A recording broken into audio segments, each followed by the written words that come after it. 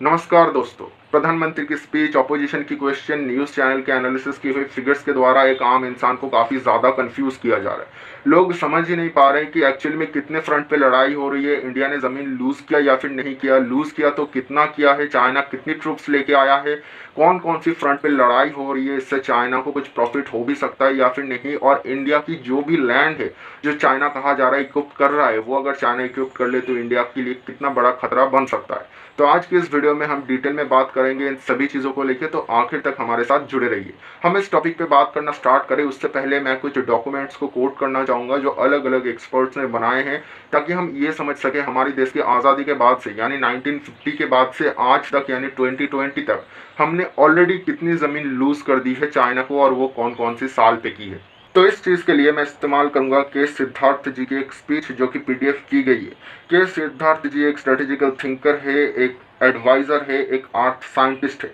उनके हिसाब से 1950 में लप्था और संगची माला पे कब्जा किया था चाइना ने। सेम किया था 1954 में बाड़ाहाटी के साथ। साथ ही साथ 1955 में दमजान में भी सेम चीज़ हुआ था। 1956 में नीलंग एंड सिपिका पे भी ये चीज़ हुआ था।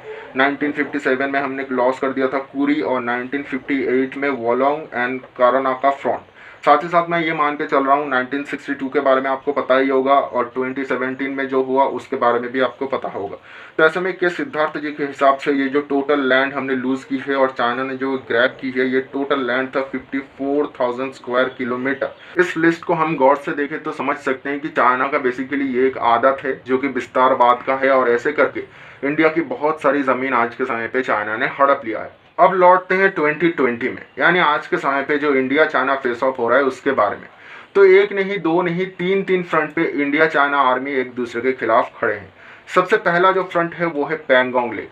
पैंगोंग लेक बेसिकली बहुत ही बड़ा सा एक लेक है जिसको दूर से देखने में ऐसा लगता है कि कोई व्यक्ति अपनी उंगलियों को पानी में ऐसे डाल के रखे हुए हैं। पहाड़ी कुछ इसी रूप से पानी के अंदर जाती हुई नजर आता है। तो ऐसे में इनको फिंगर 1 से लेकर फिंगर 8 तक की नाम दिया गया है। फिंगर 1 से लेकर फिंगर 8 तक की जो पूरी श्रृंखला है इसको इंडिया अपना टेरिटरी मानता है, और चाइना भी फिंगर 8 से लेकर फिंगर 2 तक की जो श्रृंखला है इसको अपना टेरिटरी मानता है। बेसिकली ये एक डिस्प्यूटेड रीजन है, यहाँ पे कोई भी ऐसी क्लियर बॉर्डर लाइन ड्रॉ नहीं की गई है जो दोनों ही स्वीकार करते हो या फिर मानते हो। ऐसे में फिंगर 4 को क्रॉस करते हुए हमारी देश की जवान पेट्रोलिंग करते हुए पहुंच गई थी, जहां पे चाइनीज ट्रूप्स पहले से मौजूद था। वहां पे हैंड टू हैंड कॉम्बैट में इंडिया की कुछ जवान बहुत ही ज़्यादा गंभीर रूप से जख्मी हो गए थे, जिसके बारे में आप सभी को बताया गया था।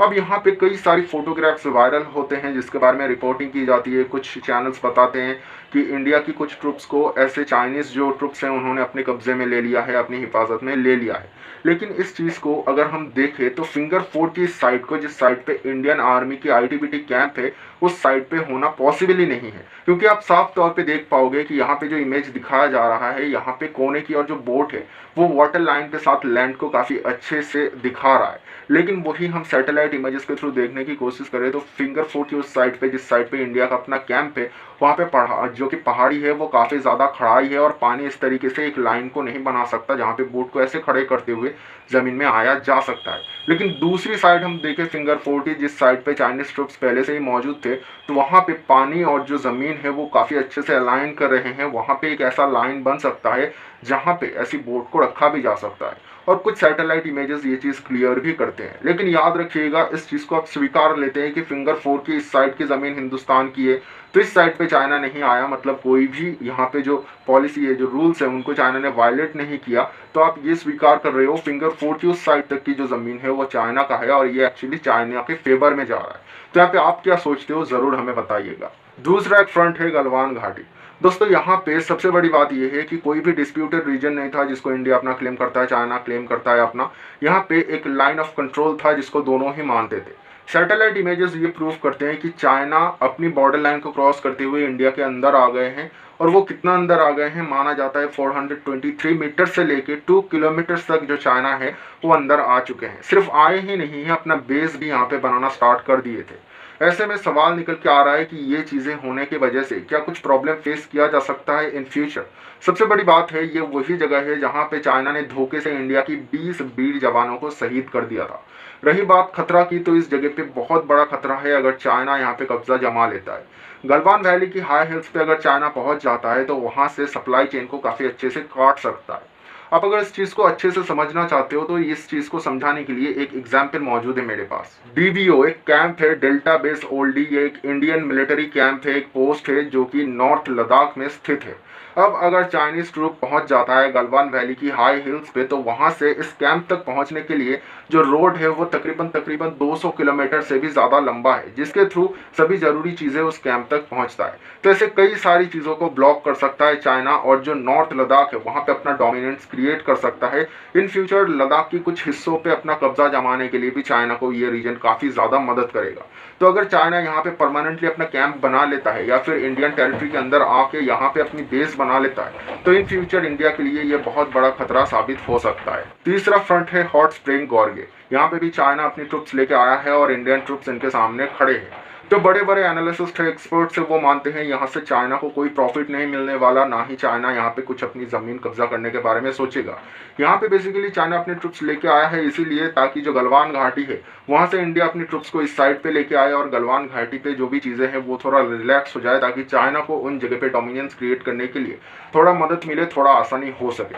तो यही अभी तक का जो पूरा सिचुएशन है उसको मैंने एक्सप्लेन किया। इसके बाहर जाके दो और चीज़ें हैं जिनके बारे में मैं बात करना चाहूँगा। दोस्तों, इस चीज़ के लिए हमने हिंदुस्तान टाइम्स एंड कुछ ऐसे पोर्टल्स का मदद लिए हैं जो यूपीएससी वगैरह के पेपर तैयारी करने के लिए हेल्प करते हैं। जो ऐसे ऑनलाइन पोर्टल्स है उन्हीं की मदद से हमने इन स्पीचेस को समझने की कोशिश की है, क्योंकि ऐसी जो डॉक्यूमेंट्स होते हैं वहाँ पे छोटे छोटे चीज़ों को भी कोड किया जाता है और उतनी क्षमता, उतनी दिमाग हम में नहीं है। Chinese ministry foreign affairs and Indian ministry of foreign affairs दोनों ने ही अपने तौर पे कुछ कुछ चीज़ें जारी की है।